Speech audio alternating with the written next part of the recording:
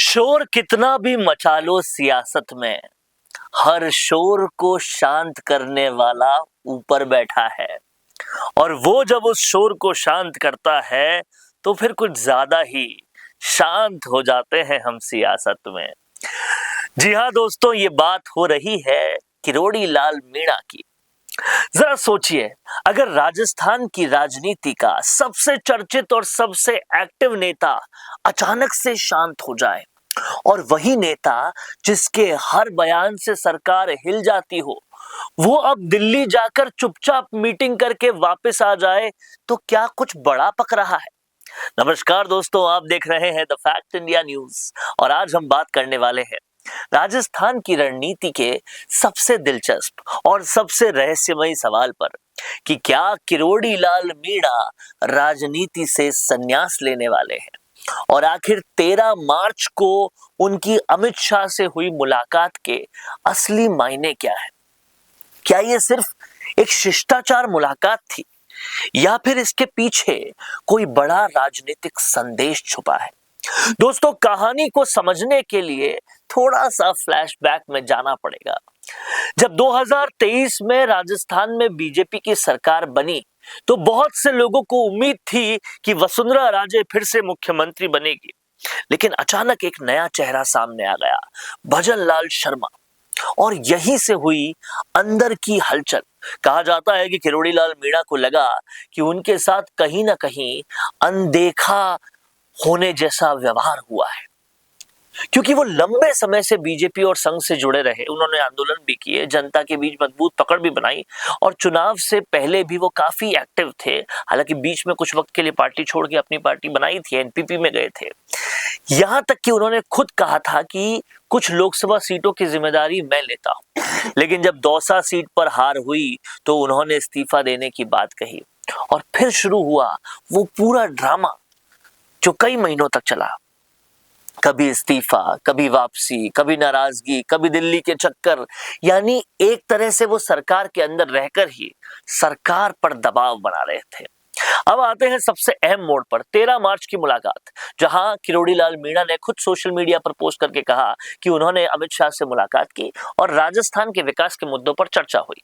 लेकिन दोस्तों, राजस्थान की राजनीति में जो दिखता है वो हमेशा पूरी तरह से सच नहीं होता।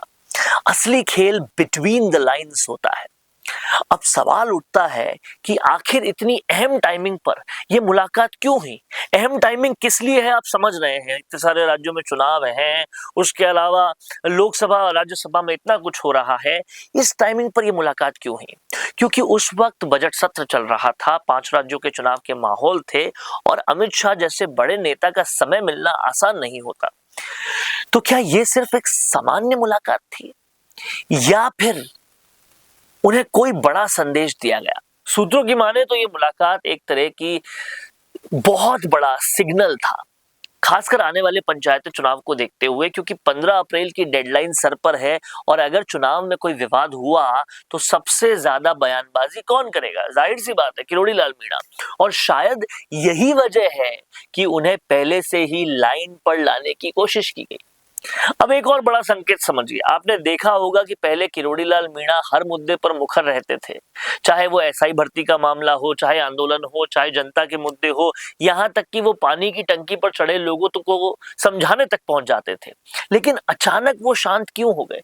ना ही बड़े बयान, ना ही टकराव। तो सवाल उठता है, क्या वो शांति किसी तूफान से पहले की शांति है, या फिर सच में वो राजनीति से दूरी बना रहे हैं? खुद उन्होंने एक बयान में कहा था कि 75 साल की उम्र में रिटायर हो जाएंगे, और अभी वो करीब 73 साल के हो गए हैं। यानी 2 साल का ही समय बचा है। लेकिन राजनीति में ऐसे बयान कई बार स्ट्रैटेजिक होते हैं। अब यहाँ एक और बड़ा एंगल जुड़ता है। सिर्फ किरोड़ी लाल मीणा ही नहीं, बल्कि हाल ही में वसुंधरा राजे भी दिल्ली गई, भजन लाल शर्मा भी लगातार दिल्ली के संपर्क में है, और कई पुराने नेता भी इन दिनों दिल्ली के चक्कर काट रहे हैं। तो क्या ये सिर्फ संयोग है, या फिर बीजेपी के अंदर कुछ बड़ा रीसेट होने वाला है? क्योंकि एक बात साफ है, बीजेपी इस समय यंग लीडरशिप को आगे बढ़ा रही है, नए चेहरे, नए मुख्यमंत्री, और ऐसे में पुराने नेताओं की भूमिका क्या होगी, ये सबसे बड़ा सवाल है।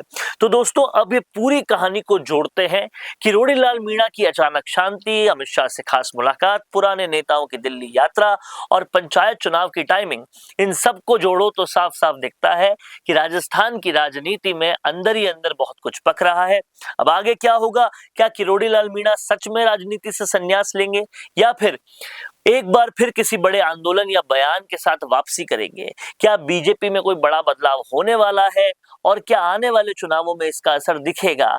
आपकी राय क्या है इस सब पर? नीचे कमेंट करके जरूर बताएं। और ऐसे ही डीप पॉलिटिकल एनालिसिस के लिए द फैक्ट इंडिया न्यूज को लाइक, शेयर और सब्सक्राइब करना बिल्कुल ना भूलें।